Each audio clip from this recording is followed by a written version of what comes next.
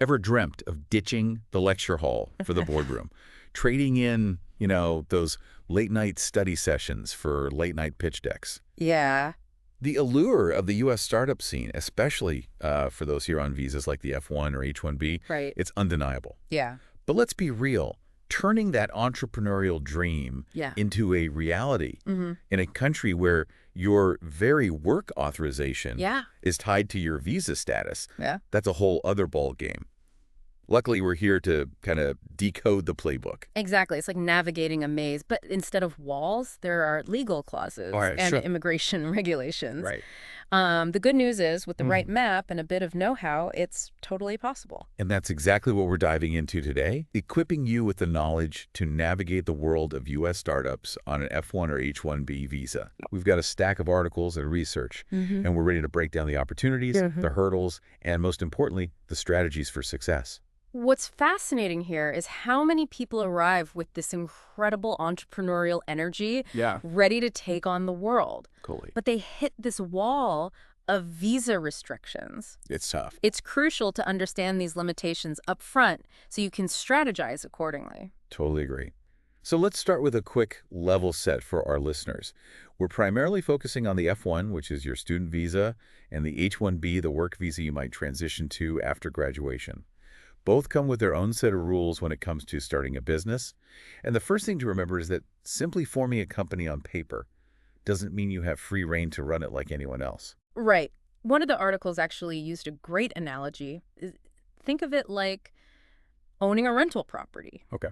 You can legally own it on an F1 or H1B, even earn rental income from it. Okay. But the moment you start actively managing that property, Mm-hmm. doing repairs, finding tenants, that's when you cross the line into active employment, which can be a red flag for immigration. Okay, that's a super helpful way to think about it. So passive income, good. Active involvement, potentially problematic. Let's dig a little deeper into each visa, starting with the F1. Now, I know when I was in college, the last thing on my mind was launching a company. Yeah. It was all about cramming for exams and figuring out what pizza place delivered at 2 a.m. Right. But for some people, that entrepreneurial drive kicks in early. It absolutely does. And the good news is, even on an F1 visa, which is Right. primarily about studying, there are avenues for exploration. Okay. One of the articles specifically highlighted the advantage for students in STEM fields, science, technology, engineering, and math. Right. The STEM advantage. I've heard that bandied about. What exactly does that mean in this context? Well, while students on F1 visas generally get only 1 year of optional practical training, OPT, after graduation, STEM graduates can apply for an extension that gives them up to 3 years of work authorization in their field of study. So that's a huge window to potentially gain experience in your field, even work on a startup idea, right? Yeah. But one of the articles really emphasized that working on a venture outside of what's allowed under your curriculum practical training, CPT or OPT, and especially if you're generating income, could put your F1 visa status at risk. Exactly. Think of your CPT and OPT as carefully guarded fences. Within those boundaries, you have some flexibility to explore. Okay. Outside of them, the risks escalate quickly. It's like walking a tightrope, balancing your entrepreneurial ambitions with the need to maintain your student status. So brainstorming, planning, maybe even incorporating your company, those are all potentially okay within the F1 framework. But actively running the business, seeking investment, or drawing a salary, that's where things get really tricky. Precisely. And that's where seeking guidance from an experienced immigration attorney is crucial. They can help you understand the nuances of your specific situation and make sure you're not jeopardizing your visa status. Solid advice. Yeah.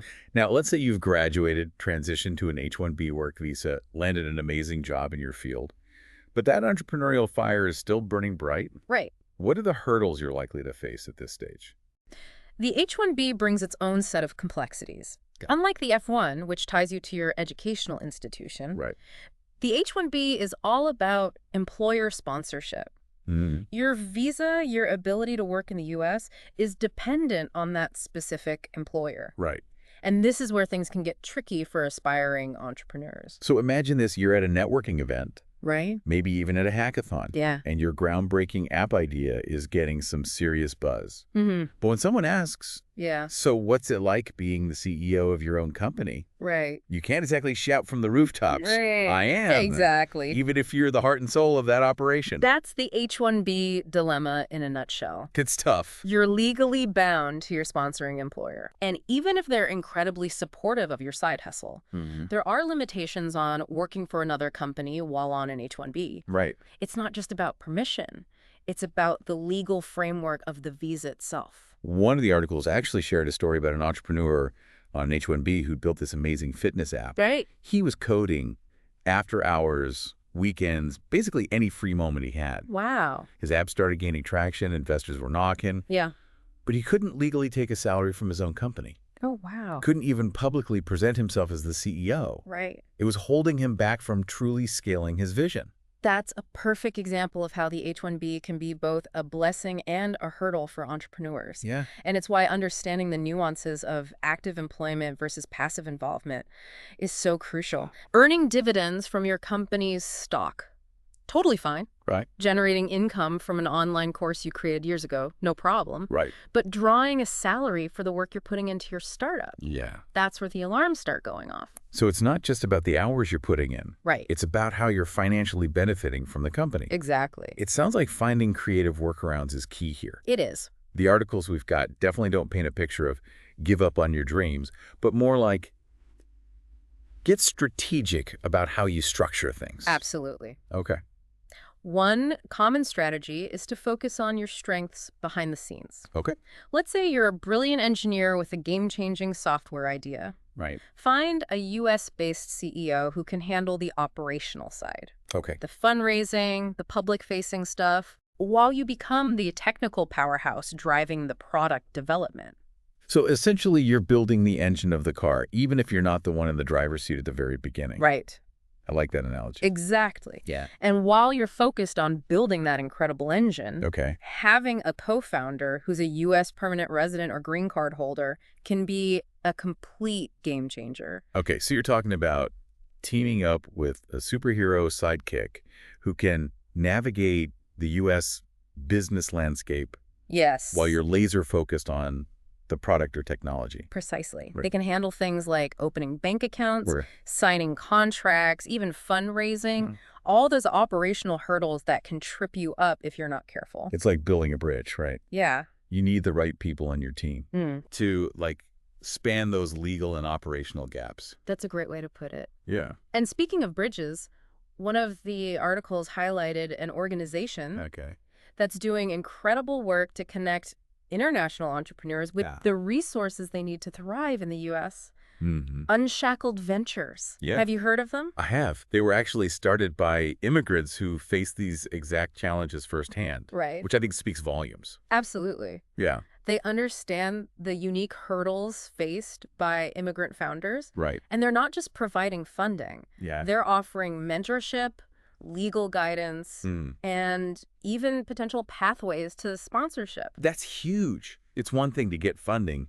It's another to have that support system Right. that understands the ins and outs of building a business Right. while navigating the U.S. visa system. Yeah. And it's inspiring to see organizations like Unshackled stepping up to champion these entrepreneurs. It really is. Yeah. And while finding the right funding and support is crucial, Right. one of the articles also mentioned a longer-term strategy worth considering, Okay. the green card route. Right. Specifically applying for an EB-2 visa, also known as the National Interest Waiver. Right. I imagine that opens up a whole new world of possibilities It does. if you can secure it. Absolutely. Right. It's a more permanent solution, Right. but it's also a more complex and competitive process. Yeah. The good news is, Okay. if your startup gains significant traction, Mm-hmm. demonstrates substantial economic impact, Right. and aligns with U.S. interests, Okay. it could be a viable path to pursue. So keep that in your back pocket Hmm. as part of the long-term strategy. Right. But even before you're diving into green card applications Yeah. or even founding your company, Right. there are steps you can take to test the waters and validate your idea. Mm-hmm. Both articles we've got here today raved about the NSF I-Corps program. Yes. It almost sounded too good to be true. Right. Yeah. The I-Corps program is fantastic because it focuses on customer discovery and market validation. Okay. It's designed to help researchers and entrepreneurs get out of the lab or Yeah. the dorm room Right. and into the real world to see if there's a genuine need for their product or service. Which is brilliant. Yeah. Because let's be honest, you could have the most technically brilliant idea in the world. Right. But if it doesn't solve a real problem for real people... It's going to struggle. Right. This program sounds like it helps you avoid going down rabbit holes. Exactly. Yeah. And it's especially valuable for those in deep tech fields. Okay. Where the science might be complex, but understanding the market need is crucial before you even think about scaling.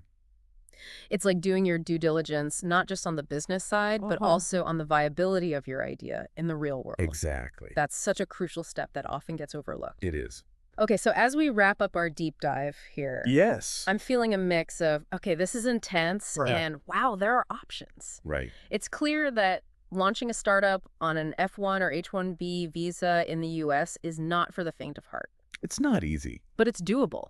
It absolutely is. Right. It requires resilience, resourcefulness. And a deep understanding of the rules of the game. Right. And I can't emphasize enough the importance of seeking guidance from an experienced immigration attorney at every step of the way. They're like, your Sherpa guides through this crazy, complex mountain we call the U.S. visa system. Yes, exactly. And remember, even beyond the legal and logistical hurdles, Right. building a company in a new country, potentially away from your usual support network, can be emotionally demanding. Absolutely. Yeah, it's a lot. It's a lot to handle. So find your tribe, whether it's fellow entrepreneurs, mentors, or friends and family who get what you're going through. You people.